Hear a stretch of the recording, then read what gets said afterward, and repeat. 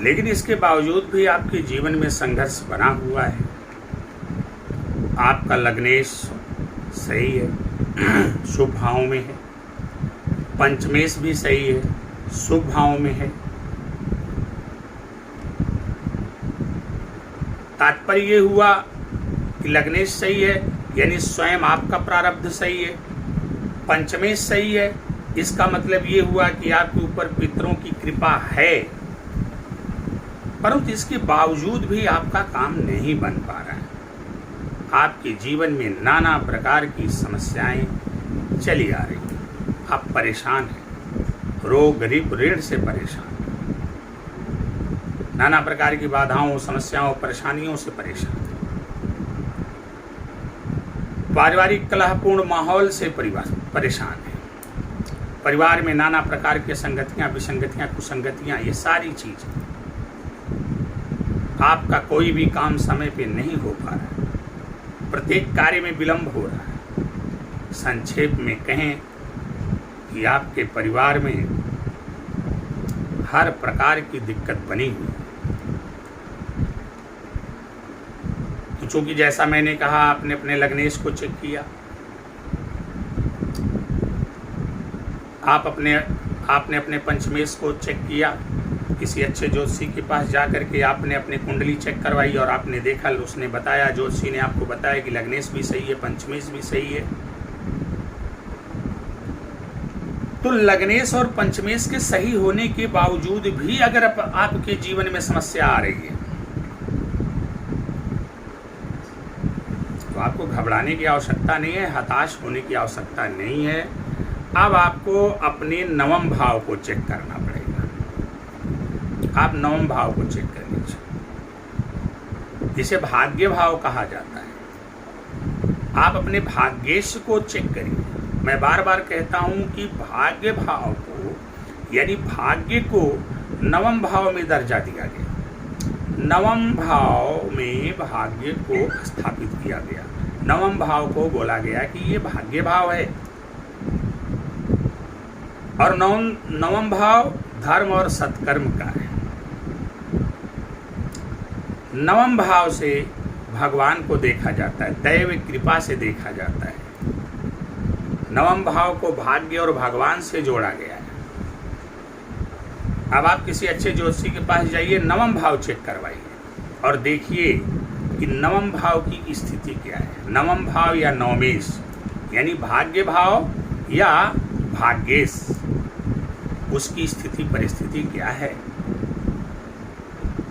आखिर क्यों आपके जीवन में इतनी समस्या आ रही है।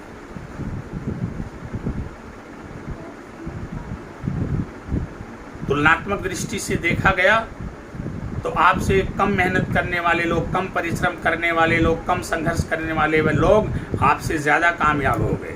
लेकिन आप कठिन परिश्रम करते हो, कड़ी मेहनत करते हो, बहुत ज़्यादा संघर्ष करते हो, लेकिन आप संघर्षों में उलझते चले जा रहे हो, संघर्षों के महाजाल में फंसते चले जा रहे हो। तो मैंने कहा सबसे पहले लग्नेश को चेक करिए। आपने लग्नेश चेक कर लिया, लग्नेश सही है, इसका मतलब आपका प्रारब्ध सही है। इसके बाद हमने कहा आप जाकर के भाग्येश को पंचमेश को चेक कर लीजिए। आपने पंचमेश को भी चेक करवा लिया तो आपने पाया कि पंचमेश भी सही है। इसका मतलब आपके ऊपर पितरों का आशीर्वाद है। अब आपका प्रारब्ध भी सही है, पितरों का आशीर्वाद भी है, फिर भी आपके काम में अड़चन, बाधा, समस्या, परेशानी, ये दिक्कतें क्यों आ रही हैं। तो अब आपके लिए एक भाव और बचा है, जो नवम भाव है, भाग्य भाव है, जहाँ से दैवीय कृपा देखी जाती है, जहाँ से आपके सत्कर्म देखे जाते हैं, जहाँ से आपके धर्म देखे जाते हैं,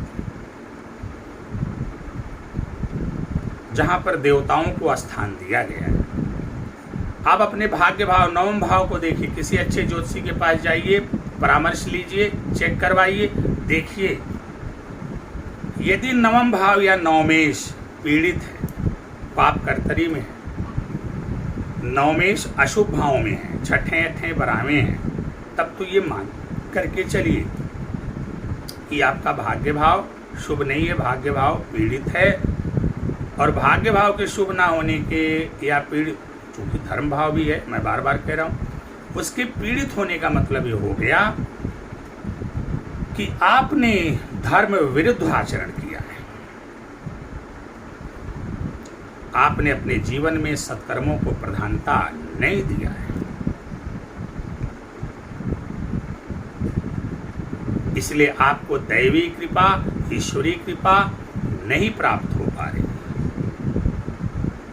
इसलिए आपके सारे काम आखिरी समय में आकर के बिगड़ जाते हैं।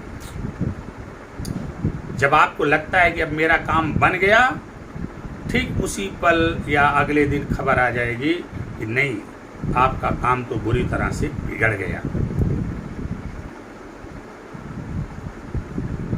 अगर भाग्य भाव पीड़ित रहेगा, नवमेश पीड़ित रहेगा, तो इसका मतलब आपसे देवता रुष्ट हैं, ईश्वर की कृपा आपको प्राप्त नहीं हो पा रही, आपने धर्म विरुद्ध आचरण किया है, आप सत्कर्म नहीं करते।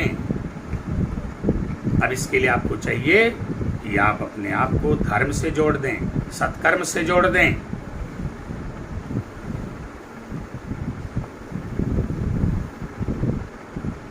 और अपने भाग्य भाव को सही करें। जैसे ही आपका भाग्य भाव, धर्म का भाव जागृत होगा, सही होगा, वैसे ही आपके जीवन में चली आ रही या आने वाली जो भी समस्याएं, परेशानियां, बाधाएं, रोग, रिपु, ऋण इत्यादि हैं, सबका शमन हो जाएगा। आपके जीवन में सुख, समृद्धि, खुशहाली आएगी, सफलता के मार्ग प्रशस्त होंगे, चमत्कारिक रूप से आपको लाभ होता हुआ दिखाई देगा। परिवार के सदस्यों के मध्य आपसी सामंजस्य बढ़ेगा, बिजनेस, व्यापार तरक्की करने लगेंगे, नौकरी में प्रमोशन होने लगेगा, नौकरी के योग बनेंगे, संतति प्राप्ति के योग बनेंगे, संतान सन्मार्ग पर चलेगी। आपका जीवन कुल मिला जुला कर सुखी, समृद्ध एवं खुशहाल हो जाएगा। और यदि आपकी कुंडली में 3 के तीनों भाव,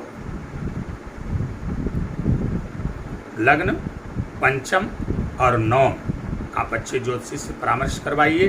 3 के तीनों भाव यदि आपकी कुंडली में सही हैं, शुभ हैं, तब तो आप महाभाग्यशाली व्यक्ति। आप जीवन में सब कुछ हासिल करेंगे, सब कुछ प्राप्त करेंगे, परिवार का माहौल भी सही रहेगा, आपका प्रारब्ध भी सही माना जाएगा, पितरों की कृपा भी मानी जाएगी, देवताओं की भी कृपा मानी जाएगी। फिर तो आप तो विलक्षण व्यक्ति माने जाएंगे, जिंदगी में आपको आगे बढ़ने से कोई रोक नहीं पाएगा। लेकिन अगर ये तीनों भाव, अगर लग्न पीड़ित है, लग्नेश पीड़ित है, तो आप स्वयं को सही करिए।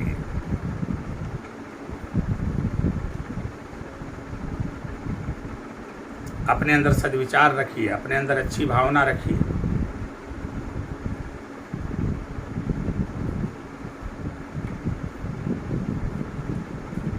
अपने इष्ट की आराधना करिए, निरंतर मंदिर में मत्था टेकिए, दान पुण्य इत्यादि के कार्य करते रहिए। अपने आप को सदैव स्वच्छ और निर्मल बनाकर रखिए, तन और मन दोनों स्वच्छ रखिए। पंचमेश पीड़ित है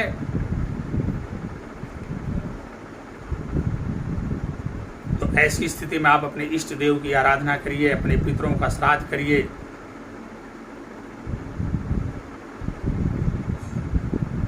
भाग्येश नवमेश पीड़ित है तो अपने आप को धर्म और सत्कर्म से जोड़ दीजिए, धर्म और सत्कर्म कार्य में लग जाइए, दान पुण्य इत्यादि के कार्य में लग जाइए। अपने चरित्र को ऊंचा बना लीजिए, अपने व्यवहार को सरस बना लीजिए। कुल मिला जुला के संक्षेप में हम इतना ही कहेंगे कि इन तीनों भावों में से यदि कोई भी भाव पीड़ित रह गया तो ये मान के चलिए आपकी सारी मेहनत पर पानी फिर जाने वाला है। लेकिन इन तीनों भावों को कैसे भी करके अगर आपने सही कर लिया तो फिर आपसे विलक्षण व्यक्ति इस दुनिया में ढूंढने में नहीं मिलेगा। आपकी सारी समस्याएं छूमंतर हो जाएंगी, आपका जीवन सुख, समृद्धि, खुशहाली एवं सफलता के मार्ग पर अग्रसर हो जाएगा। आपके जीवन में चल रही आने वाली सभी समस्याओं, परेशानियों, बाधाओं इत्यादि से आपको छुटकारा मिल जाएगा। परिवार में सामंजस्यपूर्ण वातावरण हो जाएगा। लोगों के बीच आपसी सामंजस्य की स्थापना होगी। आकस्मिक घटनाएं होना बंद हो जाएंगी। दुर्घटनाओं पर रोक लगेगी। अकाल मृत्यु पर रोक लगेगी। संतति सुख की प्राप्ति होगी। वैवाहिक जीवन सुखमय होगा। राजनीति के क्षेत्र में सफलता मिलेगी। बिजनेस व्यापार में भी आप अग्रणी रहेंगे। कुल मिला जुला के संक्षेप में कहें तो आप समाज में पद, मान और प्रतिष्ठा प्राप्त करेंगे। आप धनवान, ज्ञानवान और प्रतिष्ठावान समझे जाएंगे। तो मित्रों, आशा करते हैं आज हमने जो ये आपको रोचक जानकारी दिया, ये जो महत्वपूर्ण जानकारी दिया, इससे आप लाभान्वित होंगे। अब आप को चिंता करने की आवश्यकता नहीं है। आपको बहुत ज़्यादा इधर उधर भटकने की आवश्यकता नहीं है। आप किसी अच्छे ज्योतिषी के पास जाइए, अपनी कुंडली चेक करवाइए, लग्नेश से लेकर पंचमेश और नौमेश तक को देखिए। अगर ये कहीं से भी अशुभ हो रहे हैं, पीड़ित हो रहे हैं, या कहीं से भी बुरे हो गए हैं या नीच के हो गए हैं, तो इनका उपाय कर लीजिए। 100% दावे के साथ, पूर्ण गारंटी के साथ मैं इस बात को कहता हूँ कि आपका जीवन सुखी और समृद्ध होने से कोई रोक नहीं पाएगा। आशा करते हैं कि हमारी ये जो जानकारी है आपके लिए बहुत काम की होगी और आप हमारी बातों का अनुसरण करके अपने जीवन को सुखी, समृद्ध एवं खुशहाल बनाने का प्रयास करेंगे। प्रिय मित्रों, एक बार पुनः आपसे निवेदन करते हुए कि हमारे YouTube चैनल दिव्य ज्योतिष परामर्श केंद्र को आप लोग सब्सक्राइब करें, बेल आइकन का बटन भी दबाएं, साथ ही साथ और लोगों से भी सब्सक्राइब करवाएं ताकि वो लोग भी लाभान्वित हो सकें।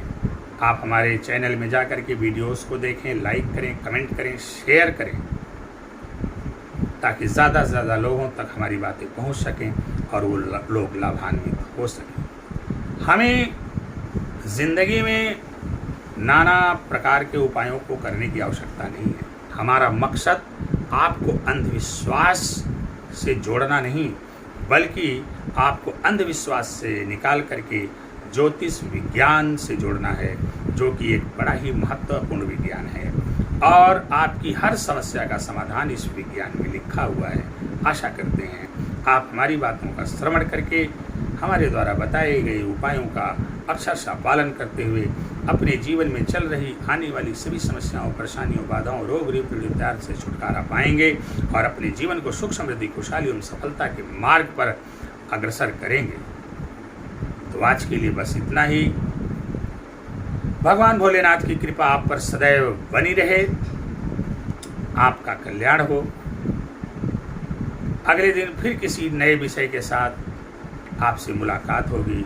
तब तक के लिए नमस्कार।